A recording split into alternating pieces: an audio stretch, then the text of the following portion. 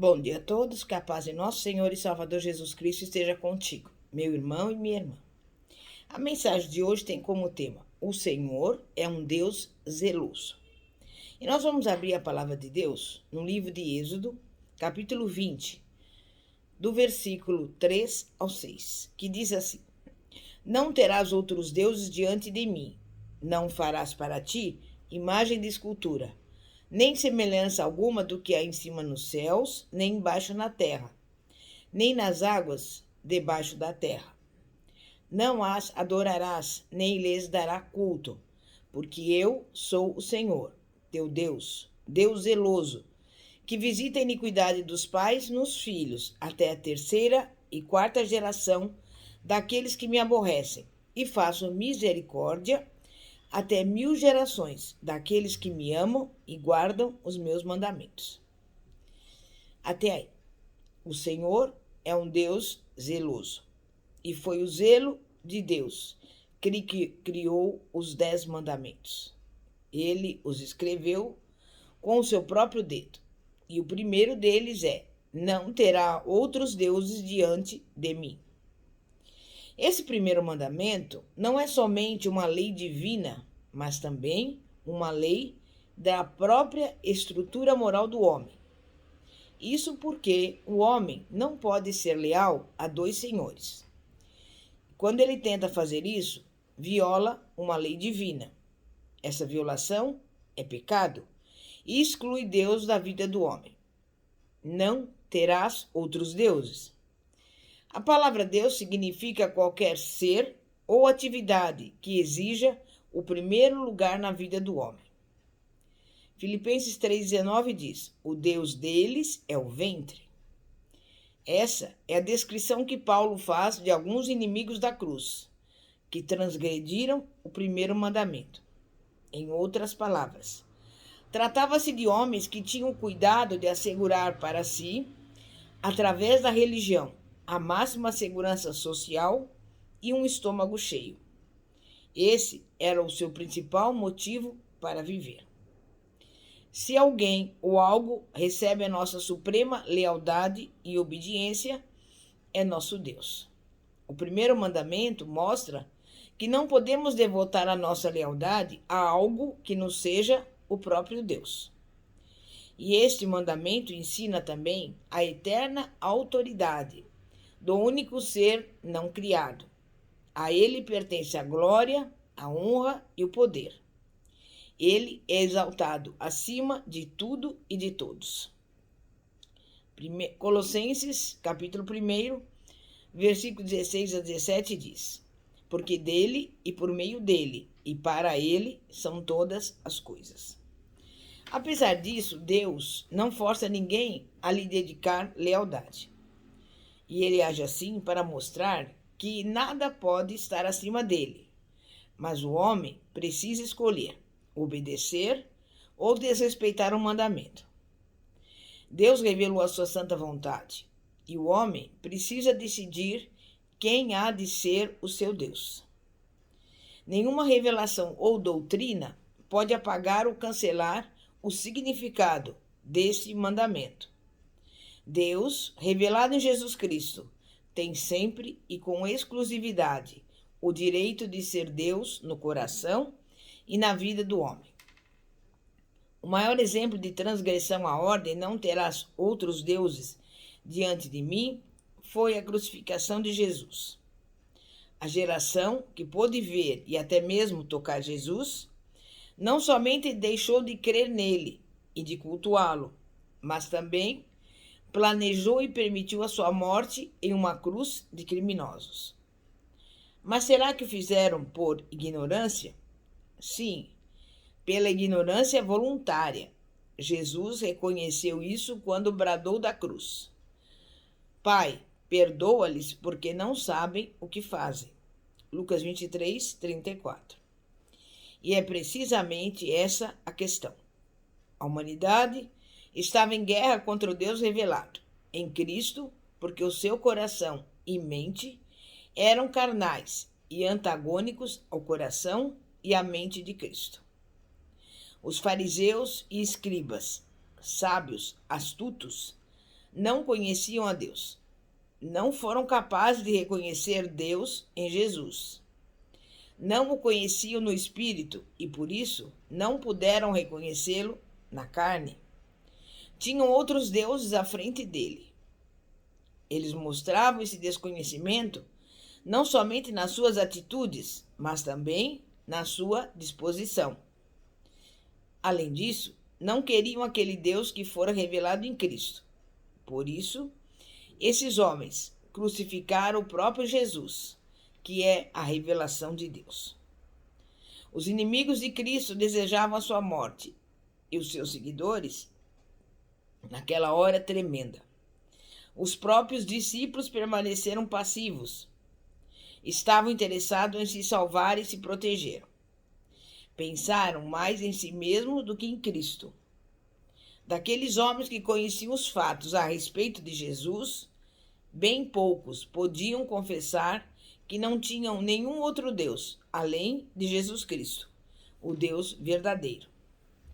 Se Deus, em Cristo, não ocupa o primeiro lugar em nossa vida, precisamos nos arrepender. Precisamos dar as costas aos nossos pecados e entregar à cruz as nossas próprias inclinações e interesses. Pois os que são de Cristo Jesus crucificaram a carne, com as suas paixões e concupiscências. Gálatas 5:24. Mediante uma entrega integral a Deus, temos de afastar para sempre a velha maneira de viver e tudo quanto lhe diz respeito, tudo que em nós trai a Cristo e o nega como Senhor da nossa vida. Pensemos em Pedro. Ele traiu o Senhor quando uma simples serva lhe perguntou se ele era seguidor de Jesus Cristo. Pedro mentiu, ele foi covarde, praguejou, sem dúvida alguma transgrediu o primeiro mandamento: não terás outros deuses diante de mim. Mas que transformação se verifica no Pedro que vemos no livro de Atos, purificado dos seus pecados e batizado com o Espírito Santo. Mais tarde, é ele que em sua epístola registra a exortação: antes santificai a Cristo como Senhor em vosso coração, estando sempre preparados para responder a todo aquele que vos pedir razão da esperança que há em vós, fazendo-o, todavia, com mansidão e temor. Primeira carta de Pedro, capítulo 3, versículos 15 e 16. O mesmo Senhor que ordenou: haja luz, e houve luz, determina: não terás outros deuses diante de mim. Todas as suas palavras e ordens são eficientes. Através do Evangelho de Cristo, homens e mulheres têm sido regenerados e transformados em verdadeiros adoradores de Deus. O segundo mandamento: não farás imagem de escultura, é uma proibição e diz respeito a toda e qualquer representação ou símbolos da divindade que o homem faça, a fim de se curvar perante eles ou de usá-los em seu culto ao único Deus verdadeiro. Mas por que Deus proíbe que o homem faça imagens ou representações da divindade? Porque, em primeiro lugar, as imagens roubam dos homens o verdadeiro conhecimento de Deus.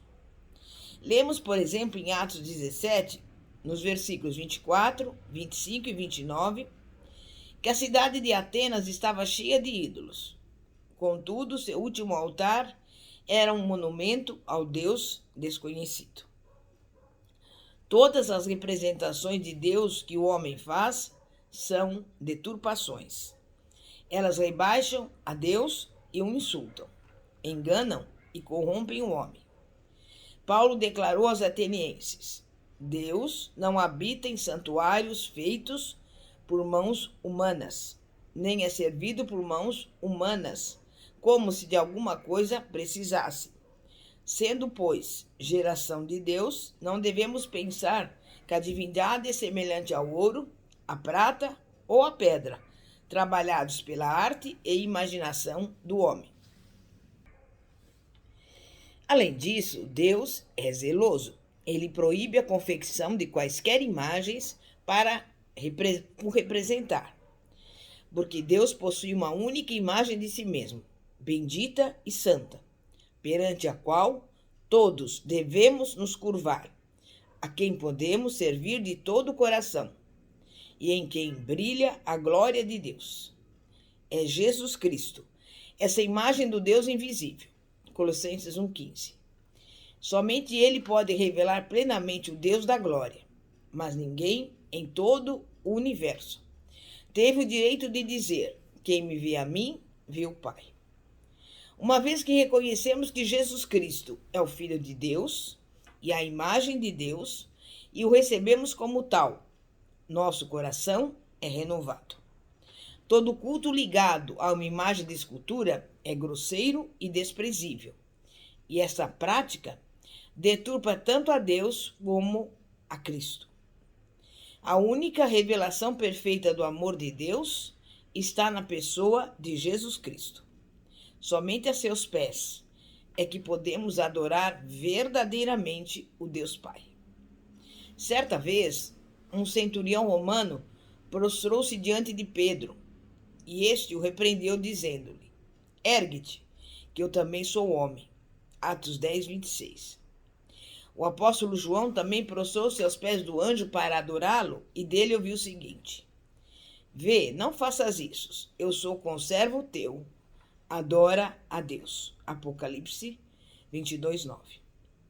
Contudo, quando Cristo foi revelado em forma humana, jamais recusou o culto. Os cegos que receberam a vista, os leprosos que foram curados, os discípulos, muitas vezes atônitos, as mulheres devotas, todos o adoraram. Ele não repreendeu nenhum deles, pelo contrário, aceitou a todos.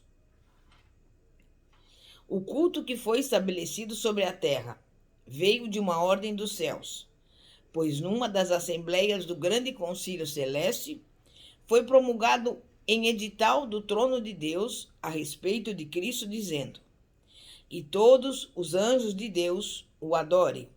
Hebreus 1,6.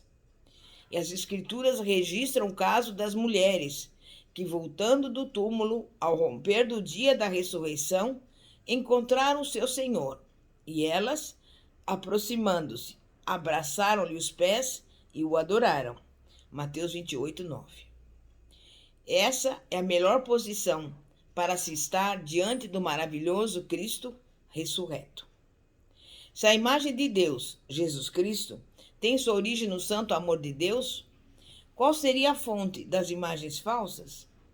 Nas epístolas de Paulo aparece a reveladora expressão: a avareza, que é idolatria. Colossenses 3,5. A idolatria tem sua origem no coração corrupto e irregenerado dos homens. Ezequiel fez a acusação de que alguns judeus apóstatas do seu tempo haviam levantado ídolos dentro do coração. Os ídolos são criação das concupiscências interiores do homem. O cativeiro babilônico libertou Israel dos seus ídolos. Tribos, nações inteiras e milhares de pessoas abandonaram a idolatria, queimando seus fetiches e encontrando perdão e nova vida em Jesus Cristo. Contudo, não são os ídolos exteriores o problema fundamental. Existe algo no interior do homem que é o verdadeiro criador de ídolos. O velho eu é o incorrigível criador de ídolos e precisa morrer. Romanos 6. Certamente o cristão não precisa lutar com o problema do culto exterior de imagens. Porém, se o eu e a carne o dominarem, impedirão que ele adore verdadeiramente e livremente a seu Senhor e Salvador. Do ponto de vista de Deus, Cristo levou consigo para a cruz esse velho eu, que ali morreu juntamente com ele. E quando ele ressuscitou, nós ressuscitamos com ele, libertos da avareza, que é idolatria. E para desfrutarmos da nossa maravilhosa liberdade em Cristo, primeiramente, devemos ter em nosso coração um desejo e um anseio de santidade e de nos tornarmos verdadeiros e livres adoradores de Cristo. E assim se cumpre a promessa de Deus, de acordo com a nova aliança que declara: de todas as vossas imundícias e de todos os vossos ídolos vos purificarei. Tirarei de vós o coração de pedra e vos darei um coração de carne.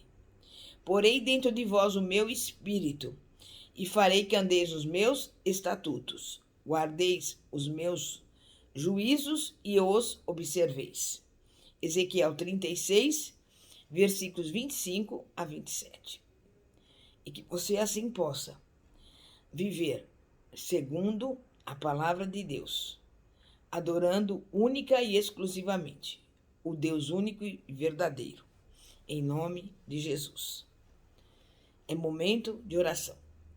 Santíssimo Deus e poderoso Pai, Pai de nosso Senhor e Salvador Jesus Cristo, nós estamos aqui diante do Senhor pedindo para que o Senhor venha nos visitar, não permitindo que nenhum ídolo seja criado em nosso coração, mas que nós venhamos nos lembrar que existe um único Deus, um Deus zeloso, o Deus Todo-Poderoso, que foi o Criador dos céus e da terra, e para quem não haverá nada demasiadamente difícil. E nesse dia de hoje entregamos a Ti a nossa vida, a nossa casa, a nossa família, o nosso ministério, tudo aquilo que nos pertence. E adoramos ao Senhor, porque somente a Ti toda a honra, toda a glória, todo o louvor, toda a vitória e toda a majestade. Em nome de Jesus. Glória a Deus, aleluia. Pastora Fátima, da Igreja Evangélica Apostólica Poder de Cristo. Que a paz de nosso Senhor e Salvador Jesus Cristo esteja contigo. Amém e graças a Deus.